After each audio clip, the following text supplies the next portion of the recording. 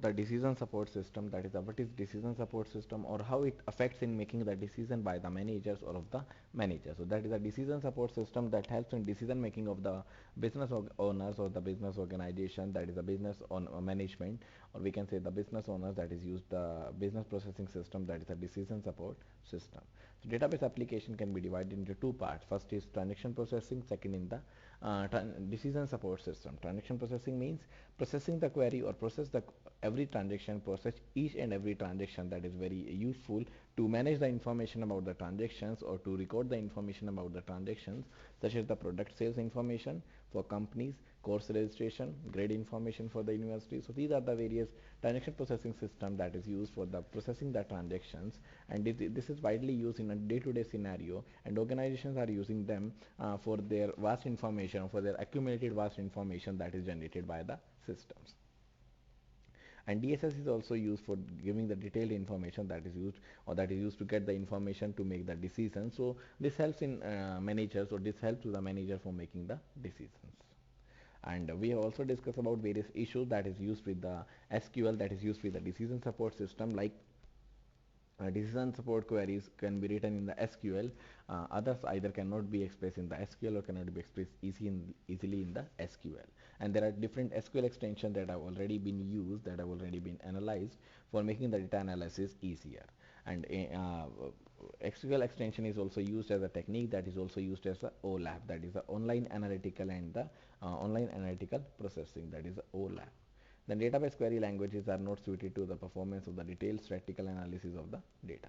And there are multiple languages that is used, like SAS, S++, that is used for the data analysis.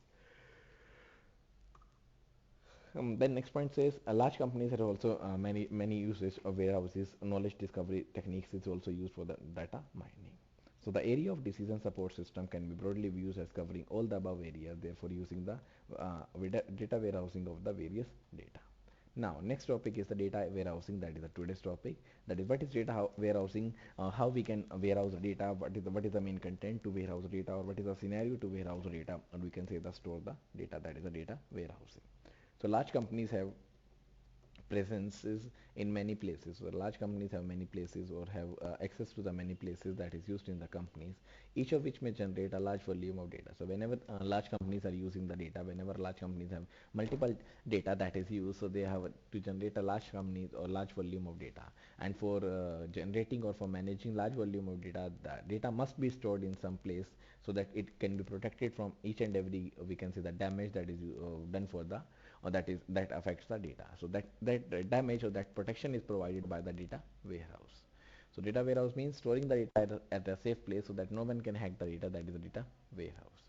For example, large retail chains have hundreds or thousands of stores, where the insurance companies may have data from hundreds or the local branches. And large organizations have also multiple data that is available. They have internal data, external data, and there are multiple locations in which the data will be stored.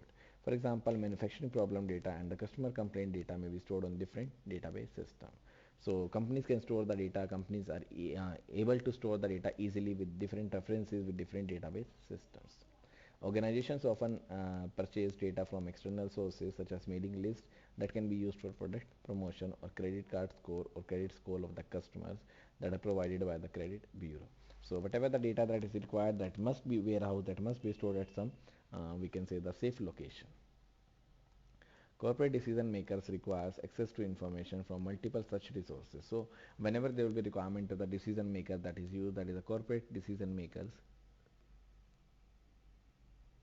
that require that how to access the information from multiple resources for multiple sources that is used to access the information. Setting up queries from the individual sources is also a cumbersome. So a data warehouse is a repository, or we can say the archive of information gathered from multiple sources. So data warehouse is a repository information that is available, that is gathered from multiple sources. So the data will be available, data will be gathered from the multiple sources that is stored under a unified schema. So the data warehouse stores the data in a repository that is stored in a unified schema, or we can say the under a unified schema at a single site. So data is available at a single site. Once gathered, the data is stored for a long time. So once it is stored in the data warehouse, it is stored in the we can say the multiple sites. It is stored in the long time. That is permitting access to the historical data. Therefore, data warehouses provides the user a single consolidated interface to data, making decision making support quicker, easier to write. So data warehouse also provides a single consolidated interface. There is a single interface that is provided to the data, and there is an interface also provided for the decision support query that is easier to write. Moreover, by accessing information for decision support from a data warehouse, the decision makers ensure that online transaction processing systems are not affected by the decision support system. That is, they are not affected by the decision support system, so that they are not affected or they are not doing the operations on the decision support systems. That is a data warehouse, that is a repository of the information gathered from multiple resources or multiple sources. Next is the components of data warehouse. That is, what are the various components of data warehouse, or we can say what are the various location in which we can store the data, that is the data warehouse.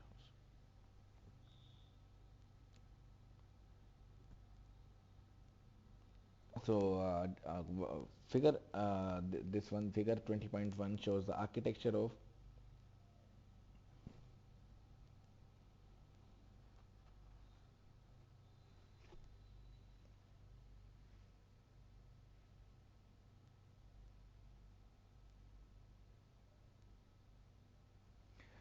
shows the architecture of a typical data warehouse and illustrates the gathering of the data. That is, what is the data warehouse and how to use the data warehouse. That is a typical architecture of this one. That is a data warehouse.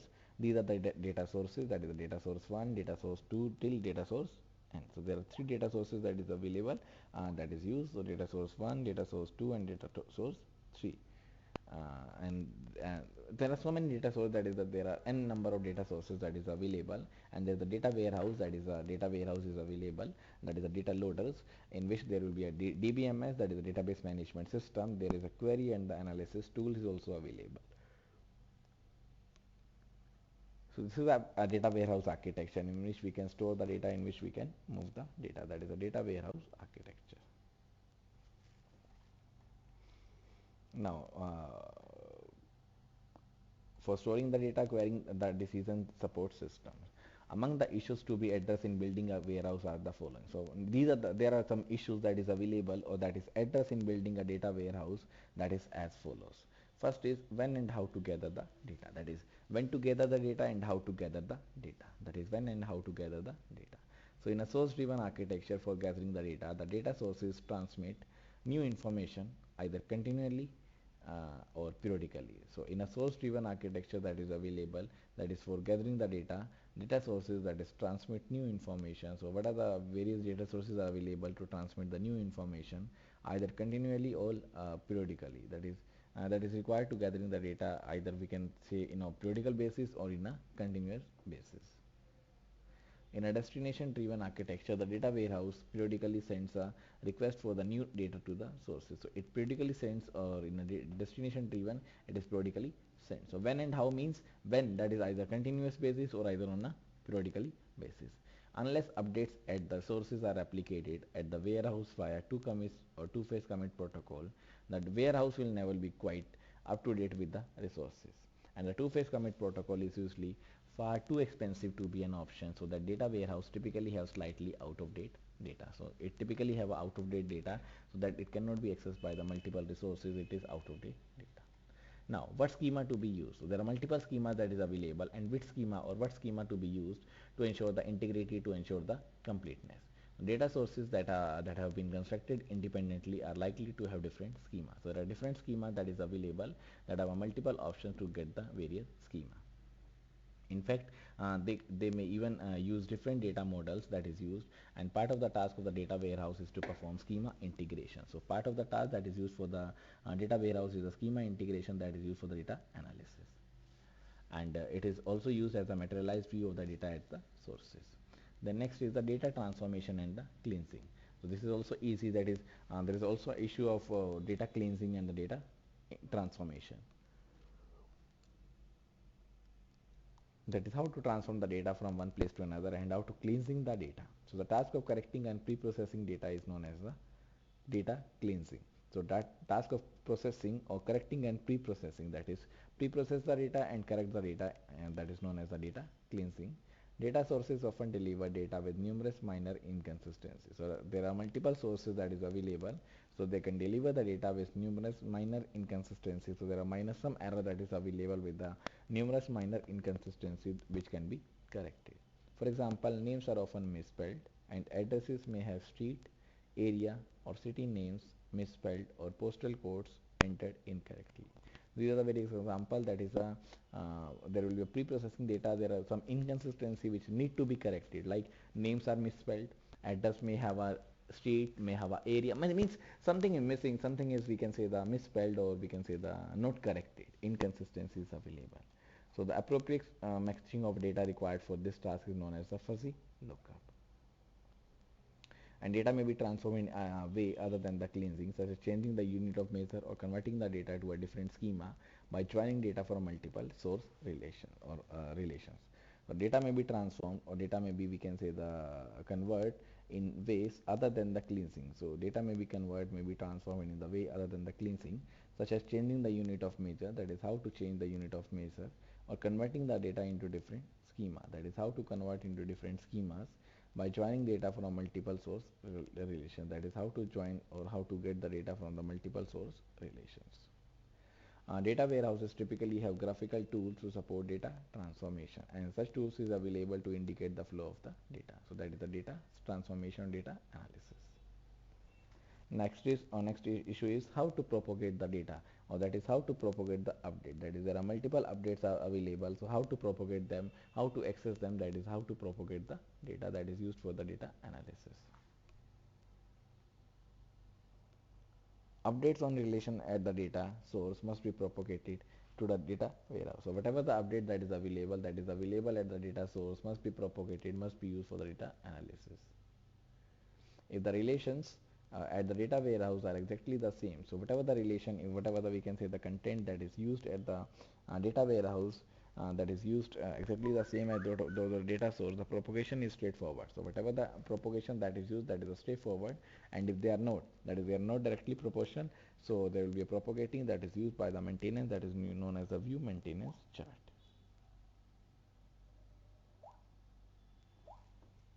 Now next issue is what data to summarize, that is what type of data is to be summarized together, that is what are the various scenarios in which the data to be summarized.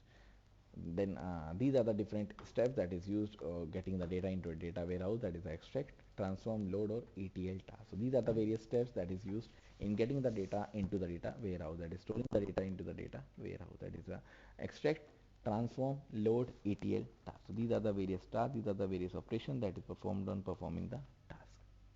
Now next is warehouse schema, that is how to use the warehouse, what are the various schemas that is used in the warehouse, data warehouse.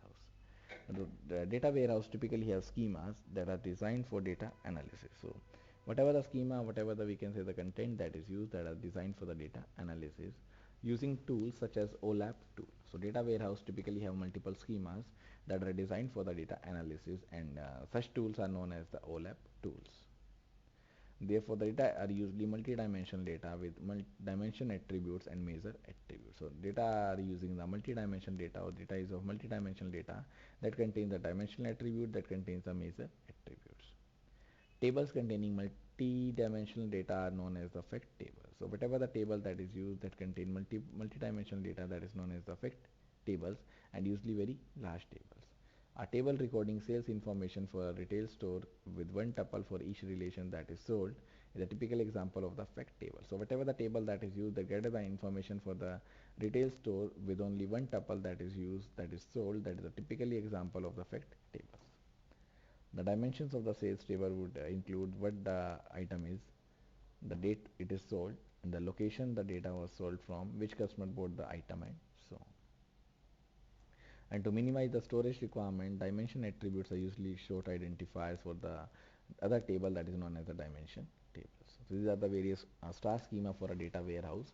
This is a sales, that is the item ID, store ID, customer ID, date, number, price, and these are the various information like item info, that is the item ID, item name, color, size, category, that date info, that is the date, month, quarter, year, then store info, store ID, city, state, country, then customer, that is the customer ID, name, street, city, state, zip code, country. So these are the various star schema for a data warehouse.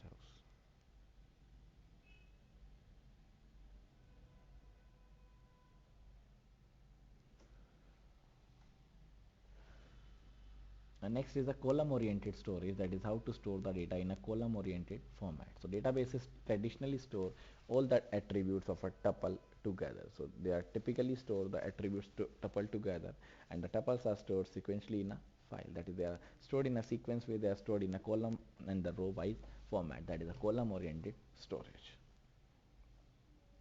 In contrast, in column-oriented storage, each attribute of a relation is stored in a separate file. So whatever the traditional content or traditional criteria for storing the data or storing the tuples together, that is multiple rows together. Now next criteria is column-oriented storage, in which each attribute of a relation is stored in a separate file. That is, every attribute is stored in a separate files. Assuming fixed site data type, the value of attribute A of ith tuple of a relation can be found by accessing the file corresponding to the attribute A, and the reading the value at the offset, that is I minus 1 time the size in which they are processing, in which they are where values are used as the attributes. That is a column oriented storage.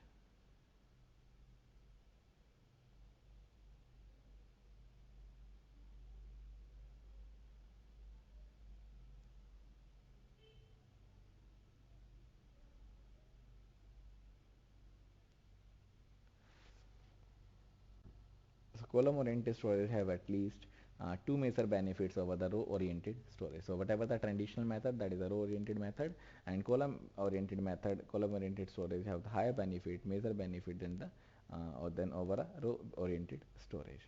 First one is, when a query needs to access only a few attributes of a relation with a large number of attributes. So whenever there will be a requirement to access only a few attributes of a relation, few, we can say, the content of a relation with a large number of attributes, the remaining attributes needs to be fetched from the disk into the memory. In contrast, in a row storage or row oriented storage, not only are irrelevant attributes fetched into the memory, but also fetched the irrelevant or prefetched into the processor code. The next point is, storing values of the same type together increases the effectiveness of compression. So whenever we store the values of the same type, that increases the effectiveness of the compression. If that is whenever we are storing in a column format, so it is easier to compress the data, and compression can easily reduces both the disk storage and the time to retrieve the data from the disk. On the other end, in the column oriented storage, have a drawback, that is how to store, and drawback in storing and accessing the data or fetching a single tuple at require multiple input output operation. So whenever we store the data in a row format, so it is easiest to fetch the data as compared to the column oriented. But in a column oriented, it is a drawback that storing and fetching a single tuple requires multiple input output operation. That is, there are multiple input output operation that must be carried out for a single tuple in a column oriented storage.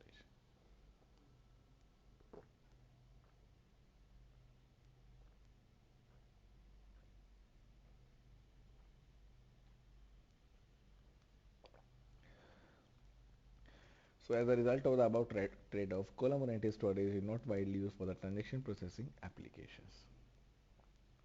Now, Sybase IQ was one of the early product to use the column-oriented storage, but there are now several research projects and companies that is available that have been developed on the column-oriented storage system. Now, data warehousing is finished. Now, next is the data mining. So, we have already discussed what is the data warehousing, how to use the data warehousing, and what are the various content criteria that is used in the data warehousing. Now the data will be stored, that is the data warehousing is over. Now next part is data mining, that is how to mine the data.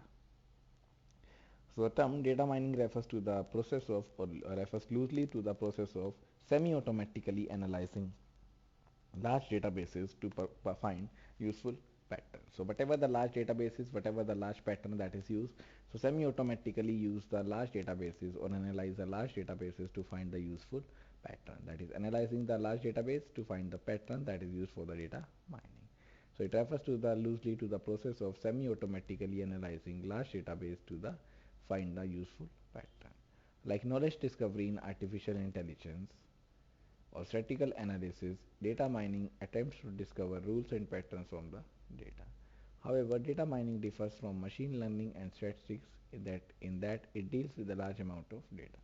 So whatever the data mining that is available, that differs from the machine learning, and that contains with a large amount of or large volume of data stored primarily on the disk. That is, data mining deals with knowledge discovery in the database. So whatever the knowledge discovery that is available in the database. That means knowledge discovery means analyze the data, or we can say the analyze the large database to find the useful pattern. That is, what are the various useful pattern, how we can mold the data, how we can identify the data, how we can combine the data that is available in the database management system. Next is, some type of knowledge is also discovered from a database that is used semantically or systematically in the database management system, and that can be represented by a set of rules. This is a language, this is a knowledge that is used to represent the set of rules.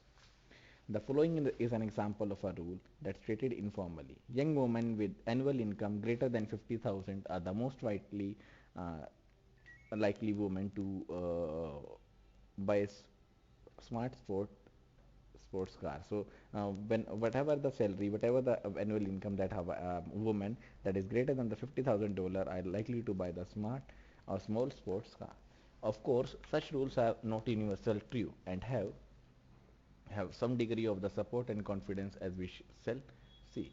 Other types of knowledge that are represented by the equations relating different variable that is used a different mechanism. So how to develop or how to analyze the data, that is the main concept that is used with the or that is covered in the data mining.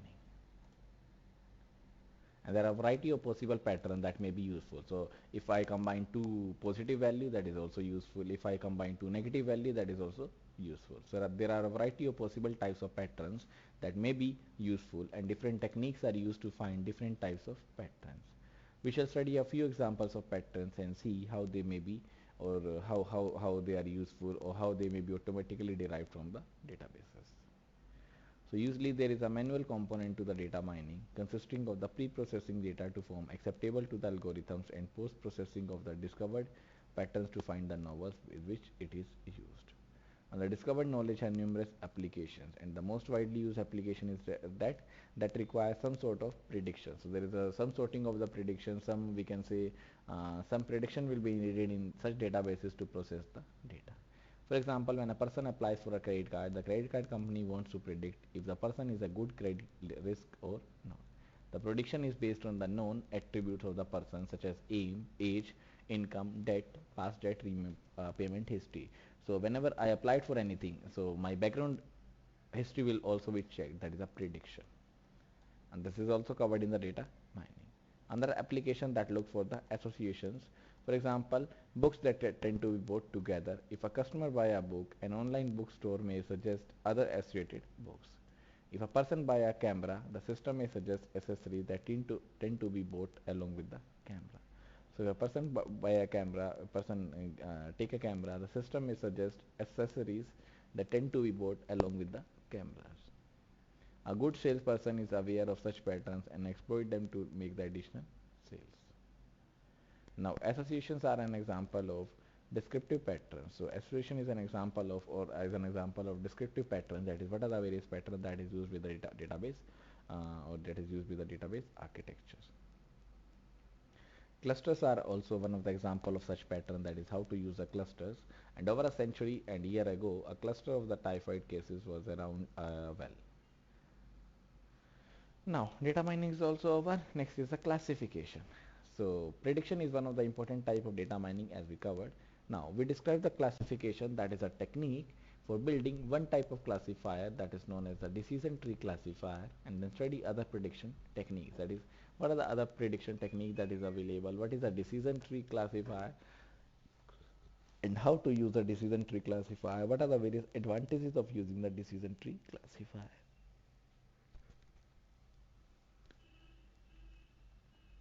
So abstractly, the classification problem is this. Given the items, or given that items belong to several classes, and given pass parameter, that is a training instance of item, along with the classes to which they belong, the problem is to predict the class to which a new item belongs. So all old classes item or old item classification will be given, but there is no new item classification that is given. So problem is to how to predict the class to which a new item belongs. The class of a new instance is not known, so other attributes of the instance must be used to predict the class. So class of the new instance is not known in well, so other attributes will be available or must be used to predict the class. Classification can be done by finding rules that partition the given data into disjoint groups. So whenever we give the partition, that partition must be given, or that partition must be done into different disjoint groups. For example, suppose that a credit card company wants to decide whether or not to give a credit card to an application or applicant. So whether or not the credit card will be given in an applicant, so it is available in the data warehouse.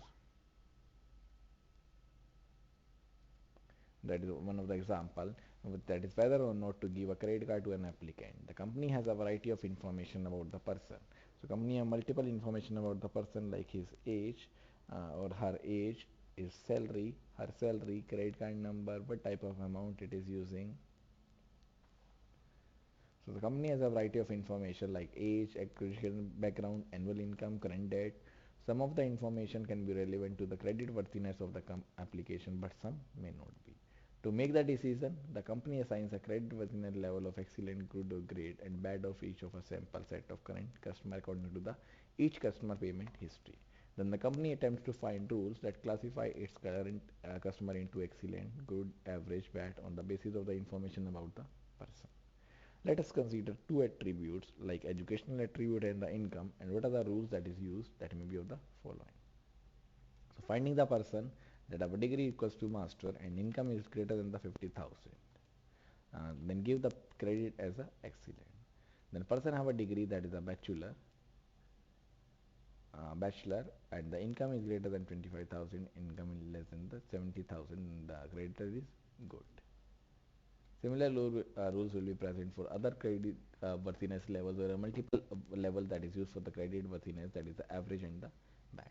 And the process of building a classifier, so next process or whatever the process that is used for the classifier, that start from a sample of data such as training set that is used, and for each tuple in the training set, the class to which the tuple belongs is already known. So whatever the tuple that is used, whatever the data that is used for the data verification, that is used for the data completeness, that is the data verification.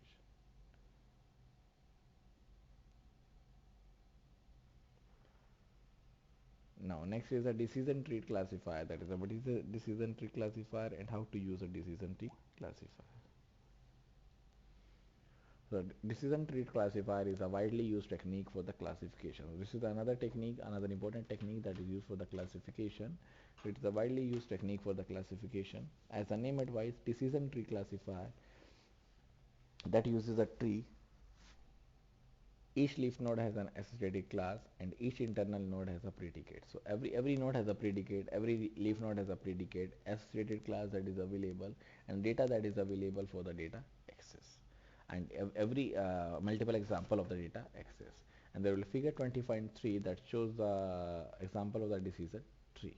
This is the 20.3 that shows how the tree will be maintained. So this is the degree. Then a degree contains 4 parts, or that is divided into 4 parts. If there is no degree, then the income, degree of the bachelor, there is also income, degree of the master, that is also income, then doctorate, also income. Income is from 50k to 100k. Next income is 50k to 50k, then 25 to 75k, then 25 to 20k.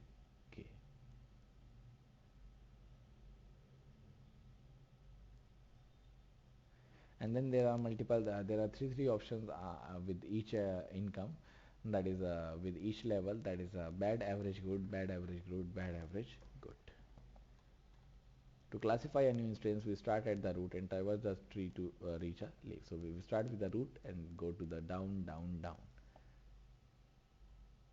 Now building the decision tree classifier, that is what are the various methods to make the or to form the or to build the decision tree classifier. So there is algorithm that is used, that is a greedy algorithm that is also used for the decision tree classifiers.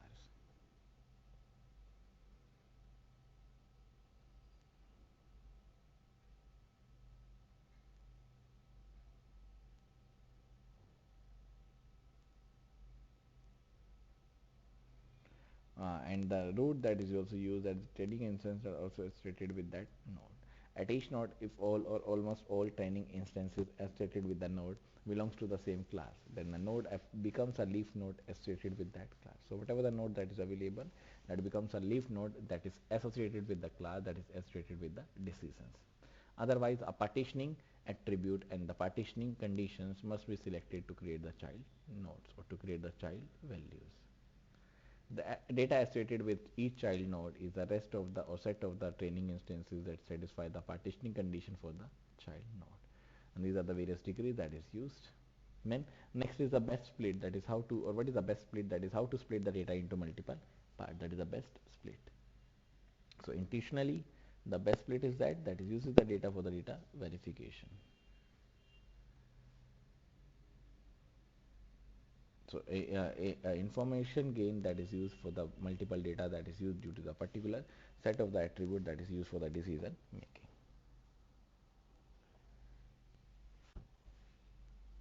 And the data will be also split into multiple parts so that they are split into the different content that contain the decision tree and the information content.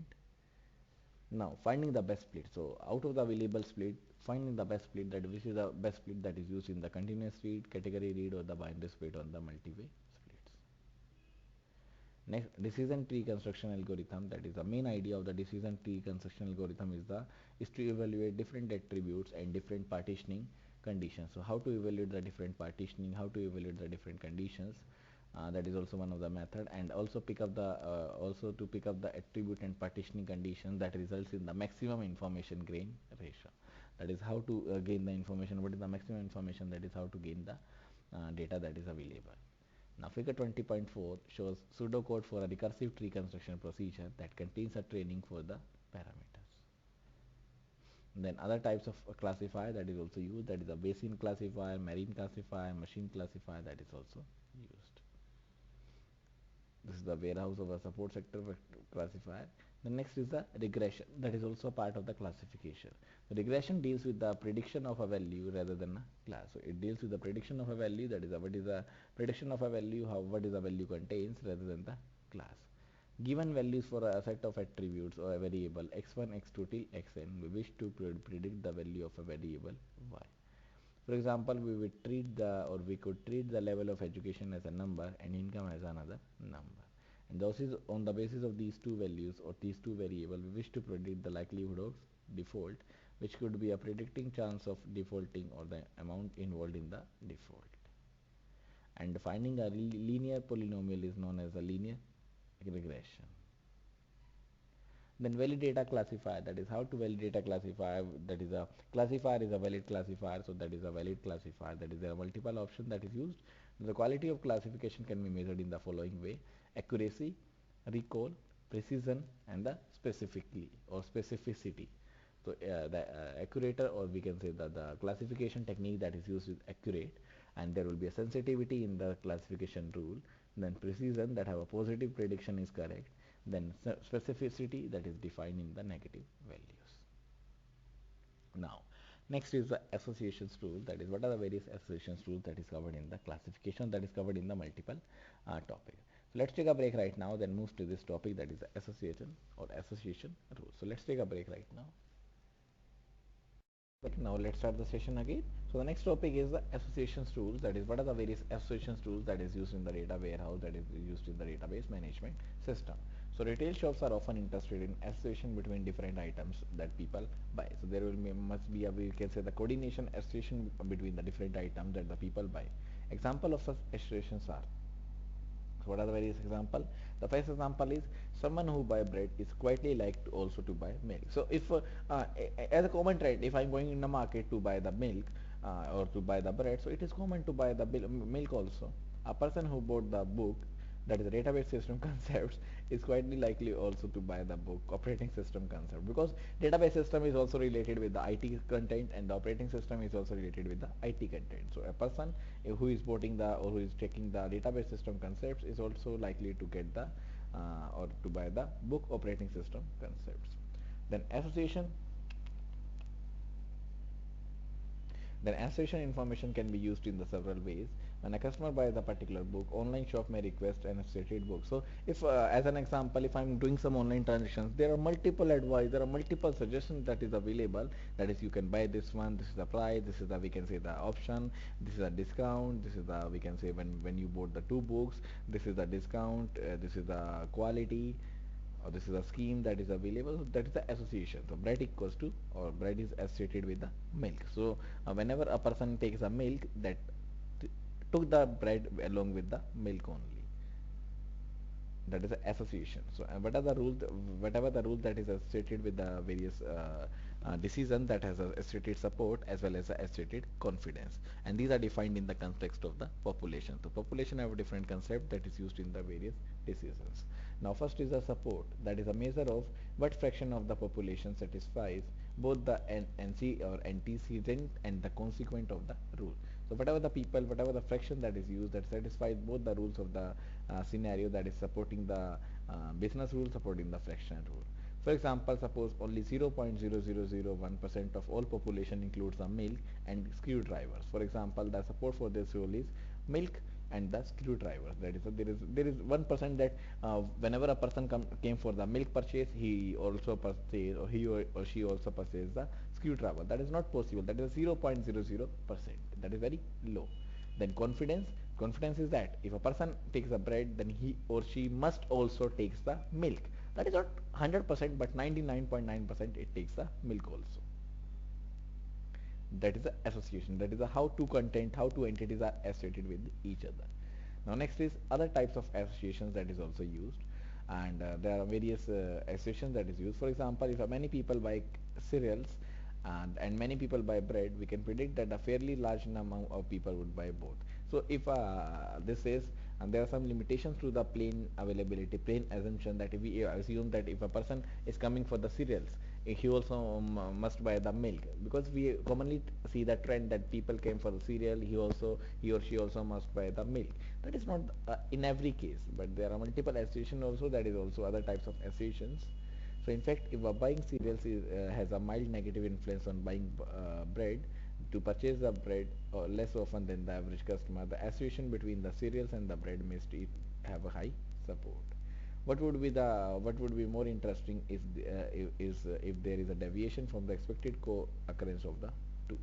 In statistical terms, we look over the correlations between items. Correlation can be a positive, correlation can be a negative. Therefore, if a purchase of the bread is not related with the cereals, it not be reported, even if was a strong association between the two. There are standard measures of correlation that is used in the area of statistics. And deviation from the temporal patterns are often interesting, that is used if a company buys a milk, that is also used with the various cereals, that is used with the various meals also.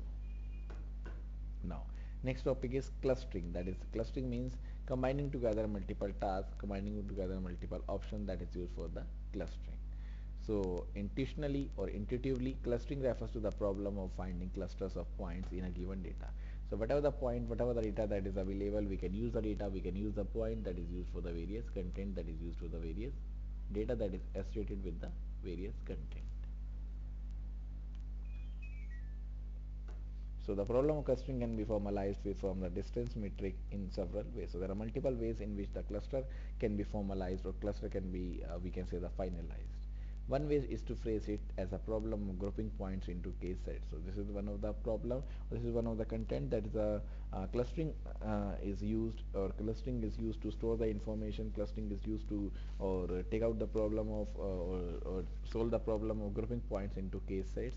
So the average point of the point from a centroid of the distance cluster is minimized, so that the centroid of the point that is used, that is a clustering level, is minimized, assigned level is minimized. Another way is to group points, so that the average distance between every pair of points in each cluster is minimized. So another way, that is how to use the group point, that is used to pointing the value, that is used to pointing the content in which each cluster is minimized. Another type of clustering appears in classification system in biology. So whenever we clutter everything, whenever we cluster everything, whenever we predict everything, that is a clustering lemma that is also available in the biology. And there is also a hierarchical clustering that is used, that are different species, that are different species. Biologists have created a complex hierarchical clustering scheme, grouping related species together at different levels of the hierarchy. And hierarchical clustering is also useful in other domains, that is for the clustering document, for example internet directory system, that is a Yahoo directory.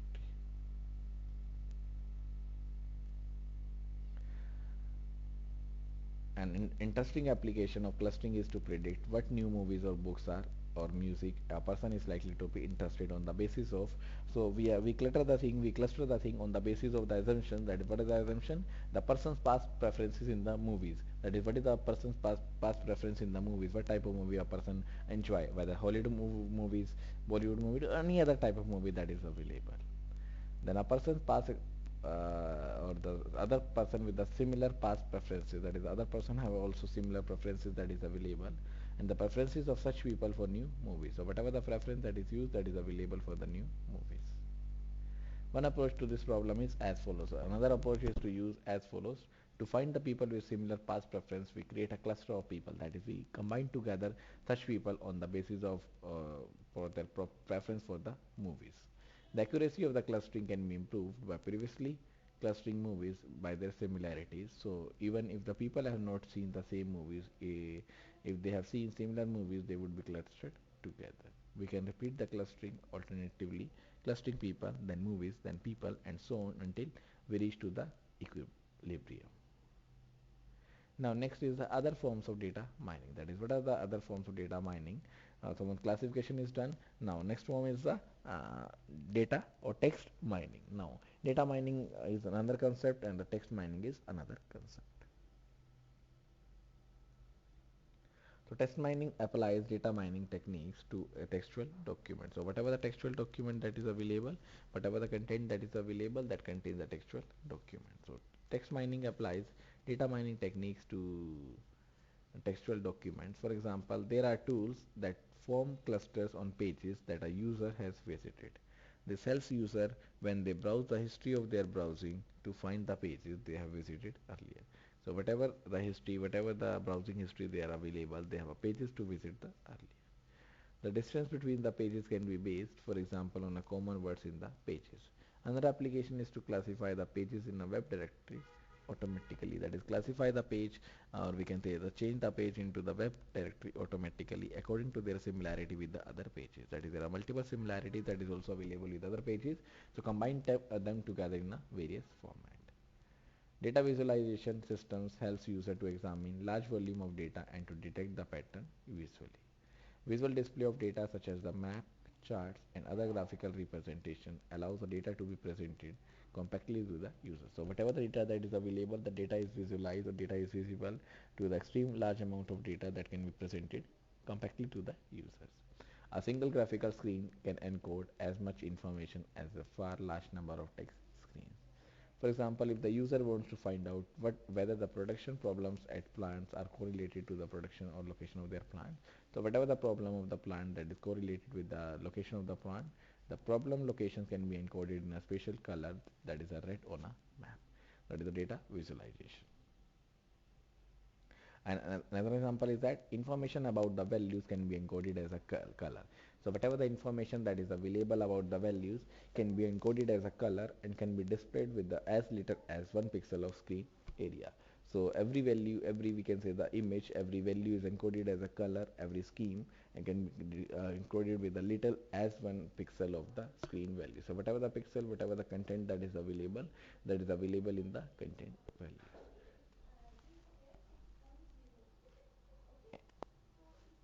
So to detect the associations between pairs of items, we can use a two-dimensional pixel matrix. So there is a two-dimensional pixel matrix that is used, that is a row column format that is used in the pixel format. That is a pixel matrix with each row and each column representing an item. That is every row and every column represent an item that is used, that is available in the encoded information. So to detect association between pairs of items, we can use a two-dimensional pixel matrix with each row and each column representing an item, and the percentage of transaction that by both items can be encoded by the color intensity of the pixel. So that is a percentage that is available that is used with the item, then can be encoded by the color intensity. So what is the color intensity, how to use the color intensity, what is the main criteria for using the color intensity that is available with the color intensity of the pixel. Items with high association will show a bright pixel in the screen, that is that have high association, that have a high pixel, bright pixel on the screen, easy to detect against the darker background. Data visualization system do not automatically detect the pattern. That is, whenever we use the data visualization system, they do not automatically detect the patterns, but they provide system support for users to detect pattern. That is, they provide the support for the users to detect the pattern to make the pattern. Since humans are very good at detecting the visual pattern, that is, human beings are very good in detecting the pattern, visual pattern, because their eyesight, or we can say, their visual impacted very easy. Data visualization is an important component data mining. So in spite of this, the data visualization is one of the important component that is used in the data mining. So that's all for today's. That's all for this chapter. That is chapter number 20. That is the data warehousing and data mining. Now, this is a summary of this chapter. The summary of this chapter first part contain.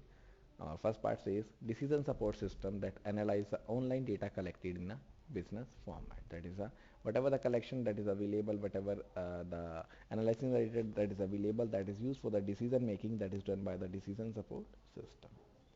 And decision support system comes in various forms, including the OLAP system and data mining system. So that is also used in the various form, that is also used in the various format that is available, that is either the OLAP systems or either the data mining system, that is the decision support systems.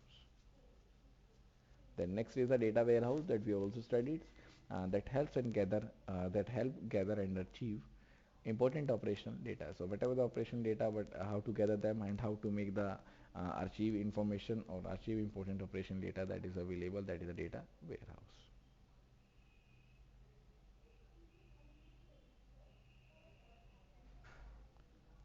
Warehouses are used for the decision support and analysis on historical data. So whatever the warehouses that is used, that is available for the decision support and analysis on the historical data, for example, to predict the trends.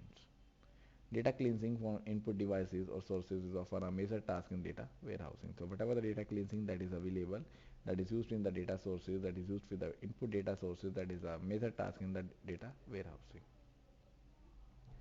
Warehouse schemes tend to be multidimensional, involving one or a few very large fact tables and several much smaller dimensions, or much smaller, we can say, the dimensional tables. So warehouse schemes is also available to use the data, to store the data, to get the data in the data warehouses.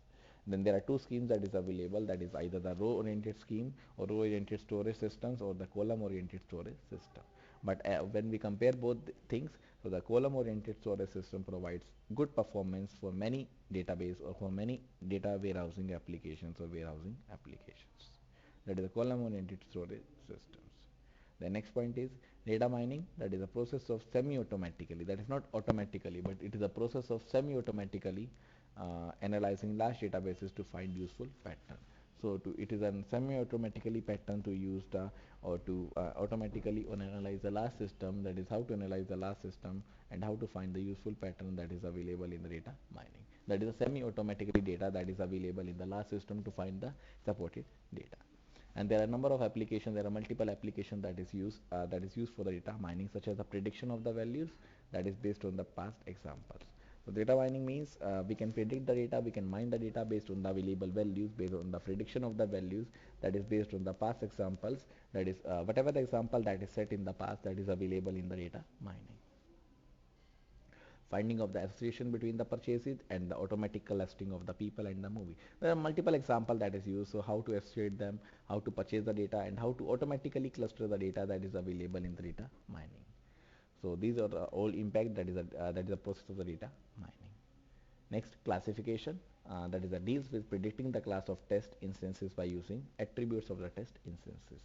That is the classification deals with how to predict the data, what are the various prediction that is used in classifying the data, that attributes have must contain based on the attributes of training instances and actual class of training instances. And there are multiple types of classifiers that is we have studied in this chapter.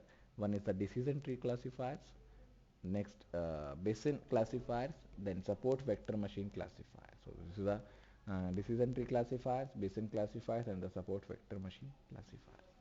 And the association rules identify items that co-occur frequently. For example, items that tend to be bought by the same customer, that is a co-occur frequently, that occurs in a frequent way.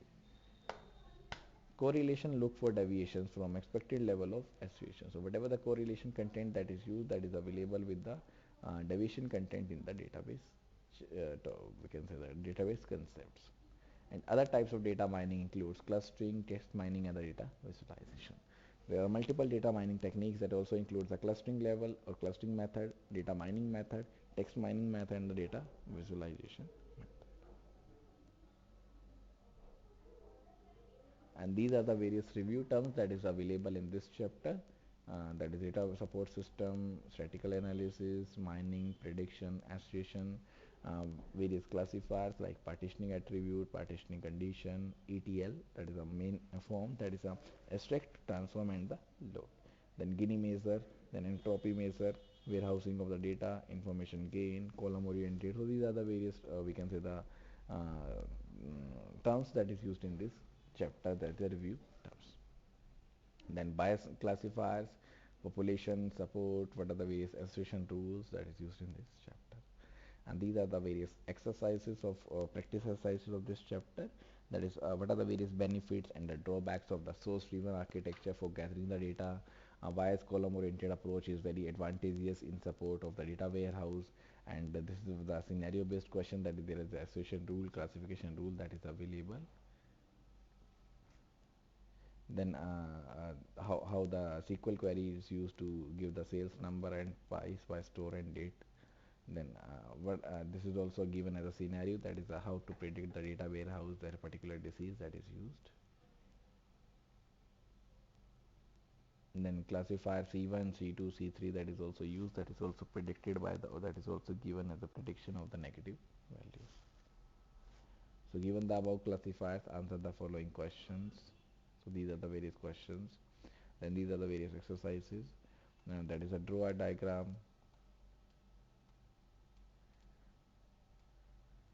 That is draw a diagram that shows how the classroom relation of an university example. Then what are the various nested loop join algorithms. Then decision tree classifiers. Then finding the large item set that is used in this topic. And these are the various tools that is used in this chapter, like OLAP tool, and there is various SAP, IBM, and the Oracle tool that is used in the chapter. Then this is the bibliographic note. Now, next chapter is chapter number 21, that is the information retrieval. This chapter is concerned about how to retrieve the information, what are the various modes by which we can retrieve the information. That is the information retrieval, and this is also the lengthy chapter, that is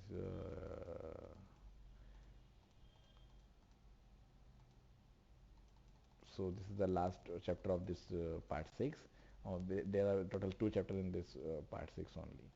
So let's stop over here only. I'm going to start this topic in the next class, that is in the tomorrow's class. So that's all for today's session. Thank you so much everyone for listening me, and if there is any doubts, any suggestions, anything that you want, you can ask the doubts from me. So in the next class, that is the tomorrow's class, I'm taking you next chapter, that is chapter number 21, that is the information retrieval. So thanks a lot everyone. Bye bye.